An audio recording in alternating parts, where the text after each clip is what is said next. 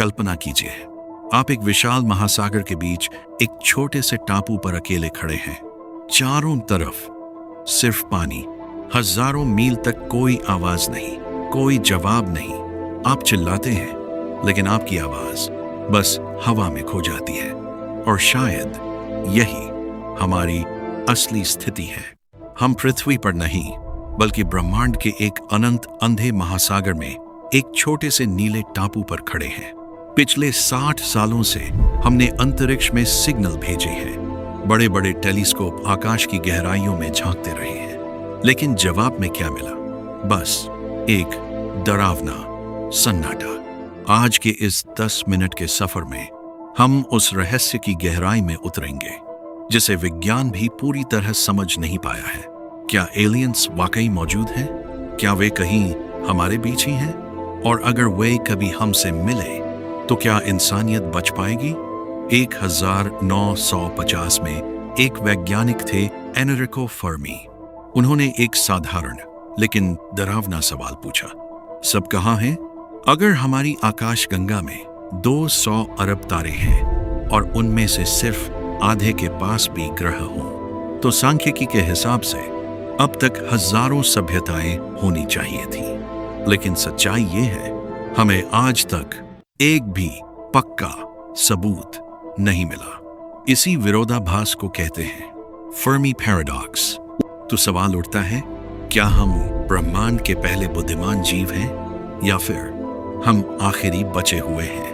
15 अगस्त 1977 Ohio का big year radio telescope. अचानक एक सिग्नल आता है जो पूरे 72 सेकंड तक चलता है।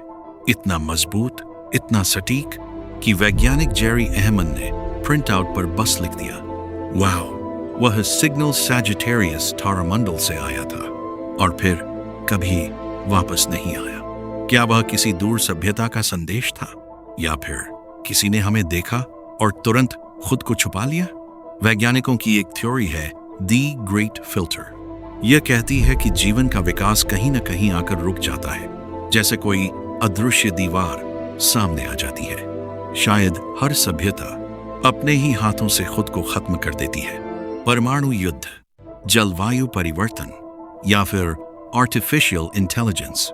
अगर ऐसा है तो अंतरिक्ष का ये सन्नाटा असल में एक कब्रिस्तान हो सकता है, खोई हुई सभ्यताओं का। चीनी लेखक लियू सिक्सन ने एक और डरावनी कल्पना दी, अंधेरा जंगल सिद्धांत। इस ब्रह्मांड में हर सभ्यता एक शिकारी है और अंधेरे में कोई भी आवाज सीधे खतरे का संकेत हो सकती है।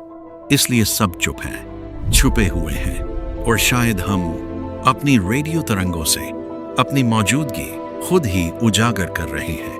अब बात करते हैं आज की दुनिया की। 2021 में अमेरिकी रक्षा विभाग ने माना कि उनके पास ऐसी वीडियो हैं जिन्हें वे समझा नहीं पा रहे। टिक टैक जैसी वस्तुएं जो हवा में ऐसी हरकतें करती हैं जो हमारी तकनीक के लिए असंभव है। क्या वे हमें देख रहे हैं, जैसे हम किसी चिड़ियाघर में किसी और प्रजाति को देखते हैं? अब जेम्स वेब टेलीस्कोप दूर दूर के ग्रहों के वातावरण को पढ़ रहा है। ट्रैपिस्ट, एक जैसे सिस्टम जहां एक साथ 7 पृथ्वी जैसे ग्रह मौजूद हैं। शायद एक दिन हम सुबह उठें और खबर मिले, हमें जीवन मिल गया है।